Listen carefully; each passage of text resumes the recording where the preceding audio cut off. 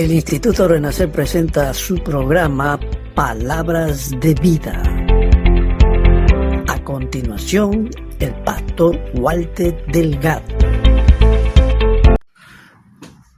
¿Qué tal, hermanos? ¿Cómo están? Dios les bendiga. En esta oportunidad, permítame compartir con ustedes una reflexión que lo he titulado "Recibirás su poder cuando lo conozcas". Un ateo dictaba una conferencia ante un gran auditorio defendiendo la inexistencia de Dios. Después de haber finalizado su discurso, desafió a cualquiera que tuviese preguntas a que subiera a la plataforma.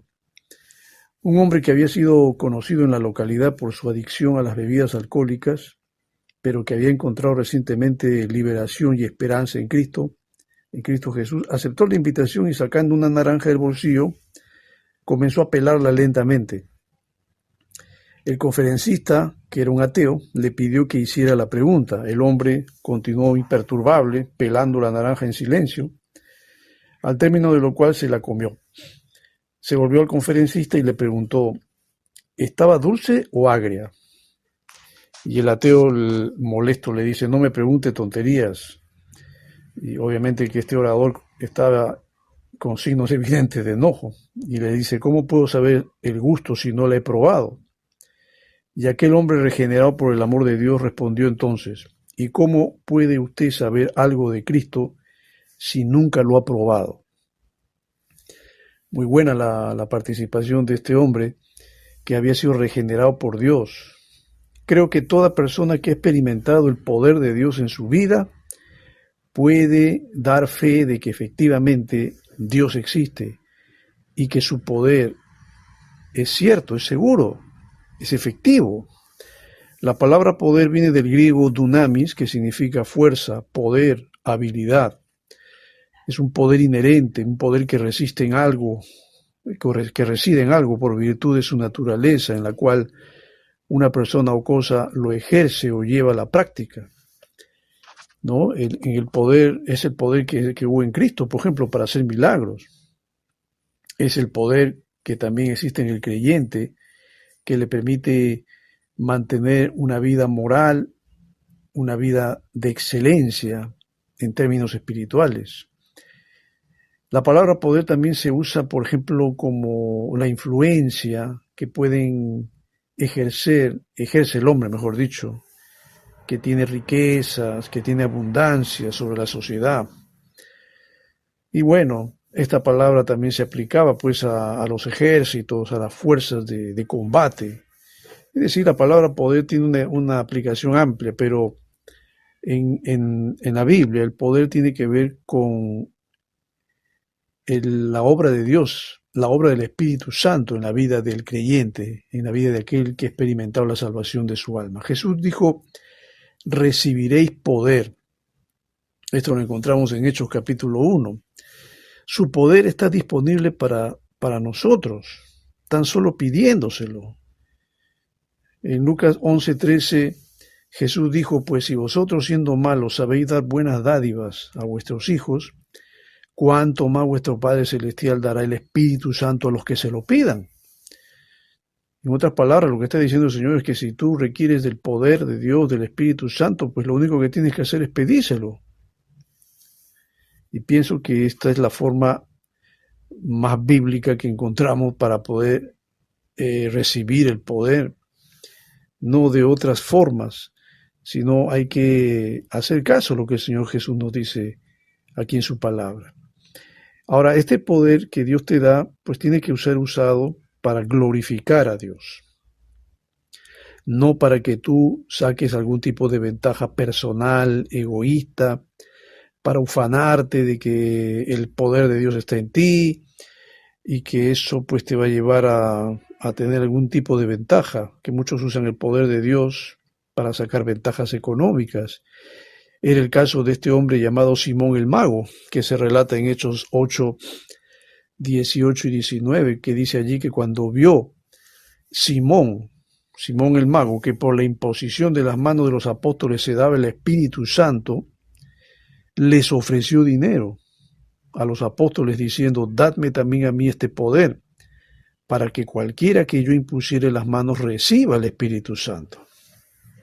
Ya ustedes saben cuál fue la forma que le respondió Pedro, molesto obviamente, y le dijo que lo que él estaba pidiendo estaba mal, y que Pedro podía discernir a este hombre y lo veía que estaba en prisiones de oscuridad, y que tenía que arrepentirse de su pecado, porque él estaba creyendo que el poder de Dios se recibía con dinero, algo que jamás Dios acepta, ni tampoco nosotros los creyentes tenemos que aceptar. Debemos evitar que el enemigo nos pueda dar su poder confundiéndonos también, porque hay tanta gente que quiere poder, que sin darse cuenta puede estar abriéndole puertas también a que el enemigo que tiene poder pueda estar interactuando en sus vidas. Y esto lo dice Pablo, por ejemplo, en 2 Corintios 11, 14 al 15, que dice, y no es maravilla porque el mismo Satanás se disfraza como ángel de luz. Así que no es extraño si también sus ministros se disfrazan como ministros de justicia, cuyo fin será conforme a sus obras, dice el apóstol Pablo. Es claro entonces que él está diciendo que también hay un poder, pero que proviene de las tinieblas, y que ese poder viene del enemigo, que a veces la gente no lo discierne, y que se puede manifestar a través de la brujería, de la hechicería, se puede manifestar a través de los agoreros, de los astrólogos, a través de la idolatría, porque hay gente que adora imágenes, ídolos. El enemigo también puede trabajar a través de todos estos medios. Jesús dijo claramente que uno va a recibir poder cuando venga el Espíritu Santo. Yo creo que si hemos sido sellados con el Espíritu Santo desde el momento de nuestra conversión, entonces el Espíritu Santo también nos va a llenar de su poder. Efesios 1:13 dice, en Él también vosotros, habiendo oído la palabra de verdad, el Evangelio de vuestra salvación, y habiendo creído en Él, fuisteis sellados con el Espíritu Santo de la promesa. Ese sello que Dios pone en aquel que se convierte, en aquel que oyó la palabra de verdad, el Evangelio, y se convirtió y aceptó a Cristo, ese hombre o mujer es sellado con el Espíritu Santo de la promesa que el Señor nos ha hecho, de que algún día vamos a ser liberados de este mundo, de este cuerpo de muerte, para ser transformados a la imagen de nuestro Salvador, y ser arrebatados para irnos con Él a la presencia de Dios. El sello del Espíritu es la garantía de tu salvación, porque el Señor a los que ha sellado, a esos se los lleva, y a esos les va a dar su poder aquí en la tierra, mientras estén aquí, para que puedan usarlo, ojo, como he dicho, para glorificar a Dios. Pero el Espíritu Santo también se puede apagar, se puede contristar. ¿Y qué es lo que hace que el Espíritu se contriste o se apague? Es nuestro pecado. Como dice Pablo en 1 Tesalonicenses 5:19, no apaguéis al Espíritu. Un creyente puede apagar al Espíritu, claro, cuando hace cosas indebidas, incorrectas. Hermano querido, el poder de Dios se manifiesta en la vida de hombres y mujeres santos, apartados del pecado, apartados de todo vicio, apartados de toda práctica de inmoralidad, llevando una vida de fidelidad y de obediencia. Dios manifiesta su poder a través de esta clase de hombres y mujeres.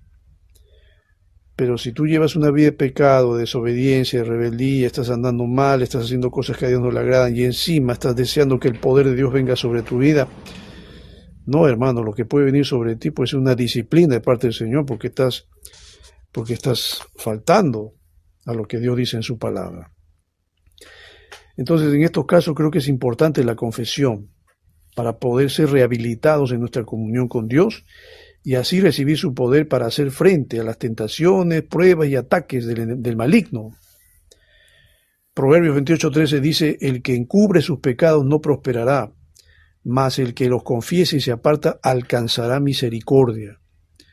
Entonces, no hay que llevar una vida de pecado, de desobediencia, de rebeldía. Eso no le agrada a Dios. Si tú estás en pecado, pues no los encubras, porque no vas a prosperar, dice aquí. Hay que confesarlos y hay que apartarnos, porque no solamente hay que confesar, sino hay que apartarse de esa práctica, de ese estilo de vida pecaminoso, para que así puedas alcanzar misericordia, dice aquí la palabra. Es obvio que cuando el Señor dijo recibiréis poder cuando venga el Espíritu Santo, también dijo me seréis testigos. Todo creyente está llamado a ser un testigo de Jesucristo. Debemos ayudar a otros a conocer a Cristo. Hechos 5:32 dice, y nosotros somos testigos suyos de estas cosas, y también el Espíritu Santo, el cual ha dado Dios a los que le obedecen. Es interesante lo que dice aquí, y nosotros somos testigos suyos. Dios te llamó para ser un testigo de lo que es la vida cristiana, de lo que Dios ha hecho en tu vida. Si tienes a Dios y el Espíritu Santo está en tu vida, Dios tiene que haber hecho un cambio en tu vida, y lo sigue haciendo. Y tú eres el testigo de primera mano de lo que Dios está haciendo en tu vida. Y ese testimonio es el que debes compartir con otros. Porque hay mucha gente que está atrapada en vicios, en pecados, en prácticas mundanas que no pueden salir de eso. Pero si tú has sido liberado de todo eso, entonces tú eres un testimonio viviente de que efectivamente Dios puede cambiar la vida de una persona. Somos testigos suyos, dice aquí, Hechos 5:32. Somos testigos. Y el Espíritu Santo también, porque mora en nosotros. El Espíritu Santo que Dios da a los que le obedecen. A los desobedientes, bueno, no creo que les dé el poder suyo, más bien el Espíritu lo tienen apagado. Hasta que no se restauren moral y espiritualmente. Ahora, ese testimonio no solamente debe ser verbal, sino también tiene que ser un testimonio a través de nuestro ejemplo, a través de nuestra vida, a través de nuestra conducta. Es triste decirlo, pero hay hermanos que tienen un divorcio en sus propias vidas de lo que es lo que predican y lo que hacen. Es decir, lo que predican es una cosa, pero la forma como viven es otra cosa. Y muchos creyentes hacen lo contrario a lo que predican. No, tu vida espiritual, tu conducta tiene que ir a tono con lo que tú predicas. Si tú te consideras un predicador de Cristo, pues entonces tú también tienes que estar predicando con tu vida, con tu ejemplo, con tu conducta. Santiago 1:25 dice, mas el que mira atentamente en la perfecta ley, la de la libertad, y persevera en ella, no siendo oidor olvidadizo, sino hacedor de la obra, éste será bienaventurado en lo que hace. Dios no te llamó para que seas un oidor olvidadizo, tienes que ser un hacedor de la obra, tienes que hacer caso a lo que el Señor enseña, tienes que poner en práctica la doctrina de Cristo en tu vida, en tu hogar, en tu trabajo, en donde tú estés. Tienes que llevar a Cristo a todas partes y enseñarlo a la gente. La Biblia dice que somos cartas abiertas al mundo. Pablo dice eso. El mundo, a través de nuestras vidas, está leyendo el Evangelio.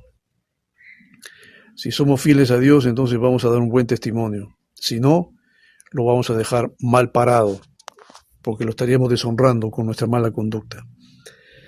Antes de dar testimonio de Cristo debemos estar seguros de lo que creemos. Tienes que estar convencido de tu fe. Tienes que estar persuadido de quién estás creyendo. Creo que este es un punto clave, importante, porque a mí me parece que hay muchos creyentes que no están convencidos de su fe. El no estar convencido de la fe significa que probablemente esa persona no se convirtió bien. Porque la fe, ¿qué cosa es? Es la certeza de lo que se espera y es la convicción de lo que no se ve.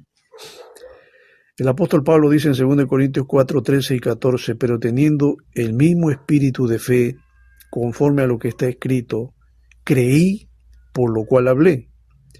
Nosotros también creemos, por lo cual también hablamos, sabiendo que el que resucitó al Señor Jesús, a nosotros también nos resucitará con Jesús y nos presentará juntamente con vosotros.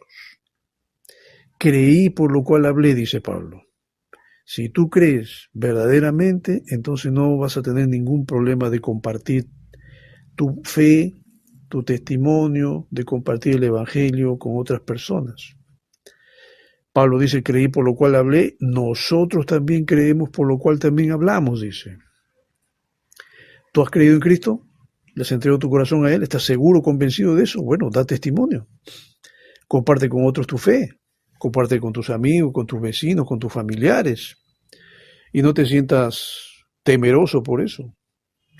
Creo que el hombre que tiene a Cristo en su corazón no tiene temor, al contrario. Está con el poder de Dios. Dios nos da valor, nos da denuedo, nos da entusiasmo para compartir con otros nuestra fe.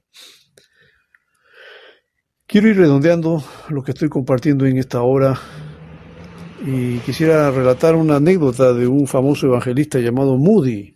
Moody relata, cuando escribe sobre la historia de una niña paralítica, él dice: yo conocía a una niña paralítica que yacía en su lecho de enferma. Estaba preocupada porque no podía trabajar activamente para el Señor. Esta chica, dentro de sus limitaciones, pero quería servir a Dios. El pastor le dijo que podía orar para aquellos o por aquellos que ella deseaba que fuesen convertidos. Ya que tú no vas a poder moverte, le dijo, pero puedes orar por aquellos que están perdidos. Y esto le gustó a ella. Y le aconsejó que escribiera los nombres y luego que orara con fervor. Le dijo: mira, si tienes amigos, personas conocidas, escribe los nombres de ellos en un papel y empieza a orar por esas personas. La historia dice, porque esto lo relata Moody, que pronto hubo un gran avivamiento en el pueblo y la enfermita preguntó con ansiedad acerca de los nuevos convertidos. Poco después murió. Y encontraron debajo de la almohada de esta niña un papel con los nombres de personas, todas las cuales se habían convertido durante el avivamiento. Al lado de cada nombre había una crucecita puesta por la niña cuando le llevaron la noticia de que esa persona por la cual había orado ya había aceptado a Cristo. Esta niña llevó a muchas personas solamente con sus oraciones a los pies de Cristo Jesús. El poder de Dios estaba en esta niña.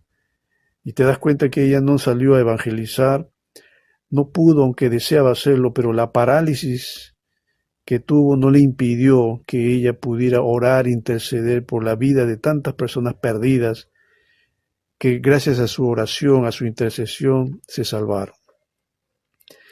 Querido hermano, el poder de Dios está contigo. El Espíritu Santo está en ti.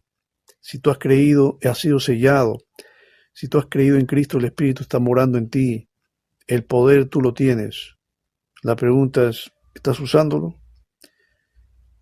¿Estás usando el poder de Dios para salvar a otros? ¿O solamente estás buscando algún tipo de ventaja personal? ¿Estás usando el poder de Dios para ti y nada más? ¿No te preocupas por la salvación de otros? ¿No te preocupas de que otros puedan conocer a Cristo? Creo que debemos dejar de ser un poco egoístas y empezar a pensar en aquellos que están perdidos, como Cristo cuando vino a este mundo. Él vino a usar el poder de Dios no para sí mismo, sino para salvar y para morir en la cruz por la humanidad. Creo que eso sería el mejor servicio que podemos darle a Dios. Hacerlo, usar el poder de Dios en beneficio de aquellos que no tienen a Cristo. Espero que este mensaje haya sido de bendición para tu vida, que Dios te ayude, que Dios te use, que Dios haga de ti un hombre, una mujer lleno del Espíritu Santo, lleno del poder de Dios y usado poderosamente para honrarlo y glorificarlo a Él. Que Dios te bendiga.